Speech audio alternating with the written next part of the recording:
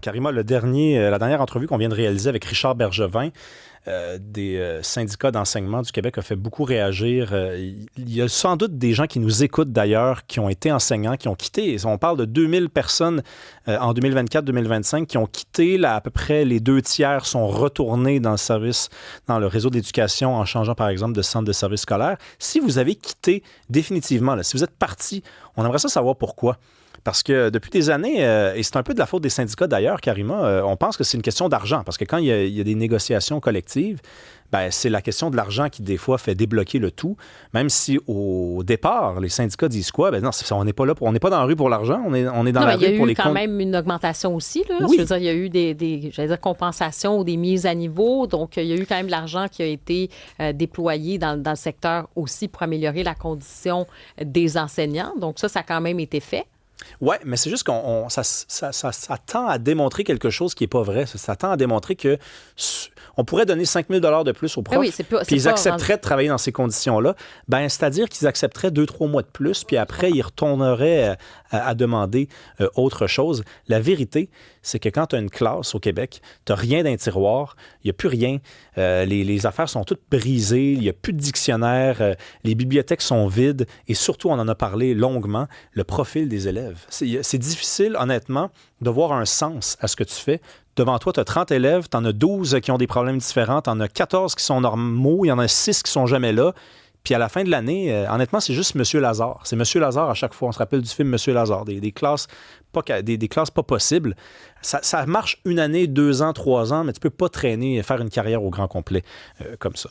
François Fournier, est-ce que tu es là? Rémi et Karima. Salut François, on va te... Oui, salut. Hey, moi, je pensais que c'était fini, ces affaires-là, que le côté wokisme, on déboulonne des statuts, c'était mort, on était passé à autre chose, puis j'ai eu l'impression de retourner en 2015 là, ou 2018, on va dire, 2020, mettons. Mais tu sais, j'ai l'impression que là, non, toi, tu nous arrives encore avec une histoire de déboulonnage de statuts. Oui, ben en fait, c'est un peu la suite de tout ça. C'est qu'à l'époque, justement, que tu as mentionné, on avait ces débats-là. Est-ce qu'on doit enlever nos statuts? Est-ce qu'on doit les déboulonner? Est-ce qu'on doit les remettre? Qu'est-ce qu'on fait avec ça? Et puis, ben, là, il y en a qui ont été retirés, des statuts. Et bien, qui dit retirer, dit soulever le débat de les réinstaller, parce qu'on parle pas quand même de n'importe quel monument. On parle quand même d'une figure centrale de l'histoire du Québec et par extension du Canada, qui est celle de Samuel de Champlain. Donc, c'est l'histoire d'un monument qui était en Ontario et qui a été retiré par Parc Canada, qui en avait la propriété parce que, grosso modo, elle avait été vandalisée, il y avait de la peinture dessus. Puis on dit, bon, on la retire, de toute façon, il faut la restaurer, puis la remettre à neuf, puis ben, on va laisser un peu la poussière retomber. Et là, dans le fond, il y avait un vote dans la petite municipalité d'Orillia, qui est à 1 heure de Toronto à peu près. Et là, moi, ce qui me fait sursauter, c'est le vote qui s'est passé à la municipalité. Et on dit, outré, des membres du conseil municipal ont voté le 30 mai pour le retrait du monument à 6 contre 3 dans une pression décrite comme particulièrement houleuse. Et là, je me dis, bon, on nage dans un monde parallèle. Là. C'est-à-dire que c'est pas la figure d'un esclavagiste obscur. Tu sais, on pourrait avoir ce débat-là, mettons. On est dans le sud des États-Unis. On a une figure extrêmement controversée de la guerre civile qui était propriétaire d'esclaves. Puis tu sais, on pourrait, à la limite, je dis pas que je suis en faveur, mais on pourrait comprendre la controverse. Samuel de Champlain. Samuel de Champlain, je veux dire, est-ce que c'est une figure contre... Il me semble que c'est plutôt une figure assez... À ma connaissance, c'était une figure plutôt consensuelle, mais ça, c'était comme dans l'ancien monde. Dans le nouveau monde, où la tolérance est comme devenue une espèce de religion, où on doit enlever toute trace du passé, parce que la statue était accompagnée de figures autochtones. Et là, on avait proposé à ce qu'on retire, dans un premier temps, les figures autochtones pour ne laisser que Champlain, puis on modifiait les plaques, finalement, pour les rendre plus compatibles avec notre époque. Et même ça n'a pas fonctionné.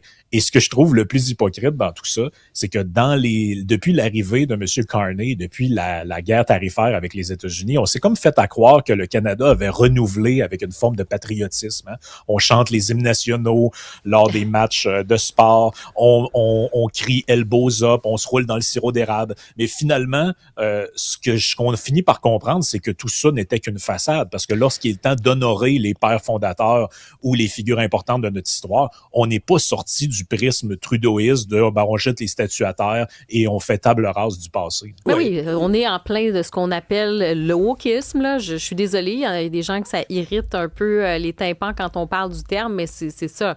Et en fait, toutes ces figures-là qui sont associées au colonialisme, donc forcément, il faudrait faire table rase du passé. Oui, non, mais attendez une minute. En plus, Champlain est un cas quand même. Champlain, c'est pas... c'est comme Jean Talon, c'était deux personnes non seulement qui ont bâti la Nouvelle-France, mais qui croyaient au métissage dans les écrits qu'on a d'eux. Et d'ailleurs, je recommande le livre. C'est une bombe. C'est une brique, là. C'est 700-800 pages. C'est un Américain qui a écrit la biographie de Champlain. Il n'y a même pas un Québécois qui est capable de faire ça, soudainement.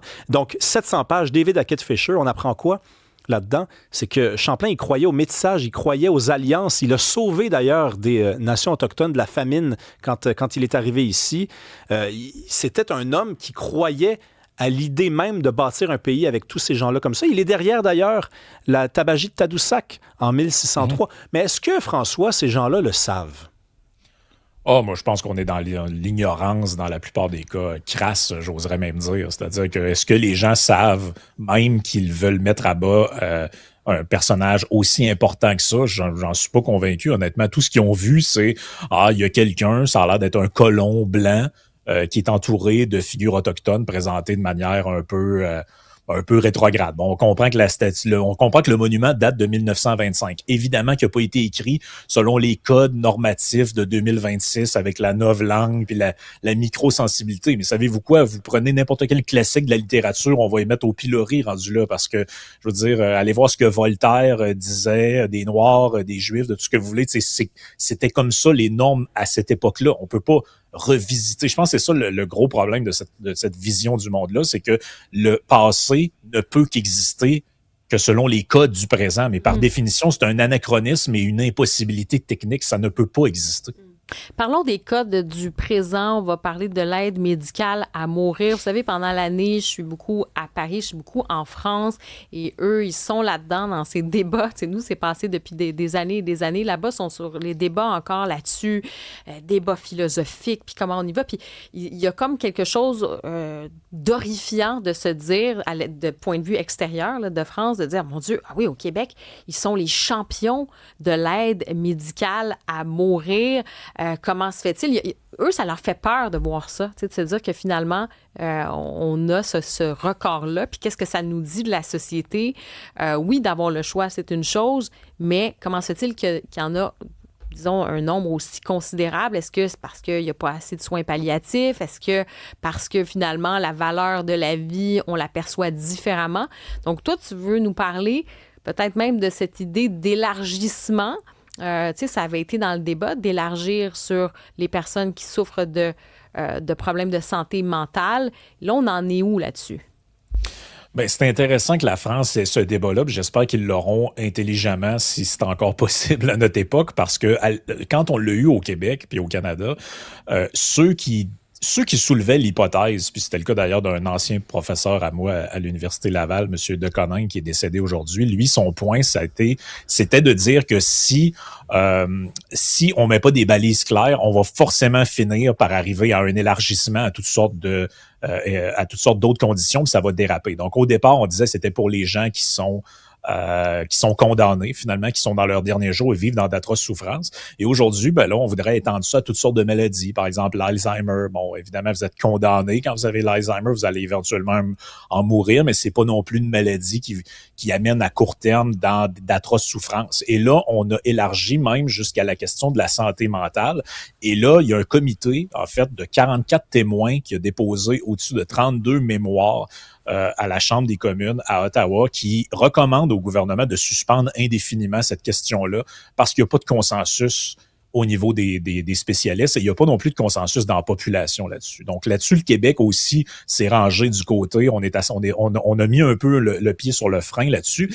Et un des arguments centraux qui est donné là-dessus, c'est qu'en fait, il n'y a aucun spécialiste de santé mentale ou de troubles mentaux qui peut confirmer qu'une maladie ou un trouble mental ne se guérit pas.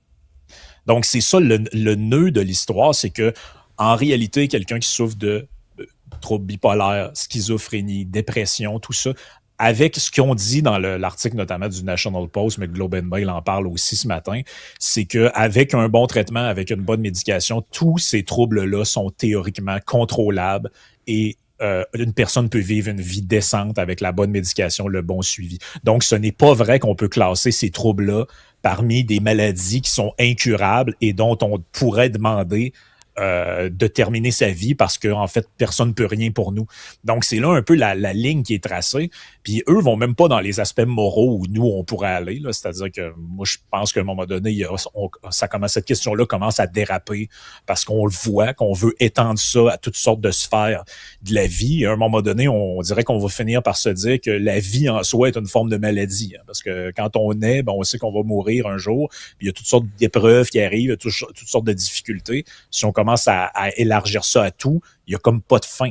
Mais je pense que l'argument des médecins là-dessus qui interviennent, notamment dans le comité, est très bon. Là. C'est-à-dire que personne ne peut venir dire que vous avez une dépression, c'est incurable.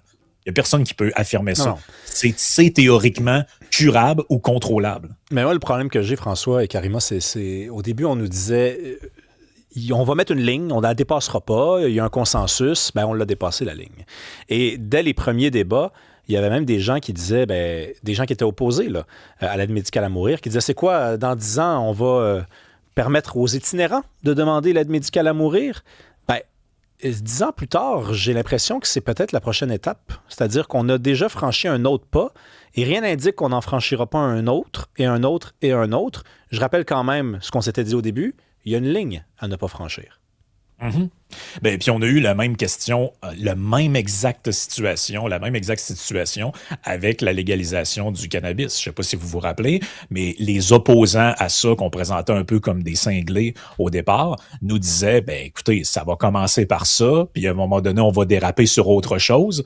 Et c'est ce qui est arrivé. On a eu des projets au Canada, des projets pilotes de décriminalisation de toutes les drogues où des gens pouvaient, notamment à Vancouver, prendre du fentanyl, tout ce que vous voulez, et c'était rendu légal. Et là, finalement, ça a créé une crise de santé publique. On commence un peu à revenir un peu à l'arrière avec la politique, cette fameuse politique de réduction des méfaits.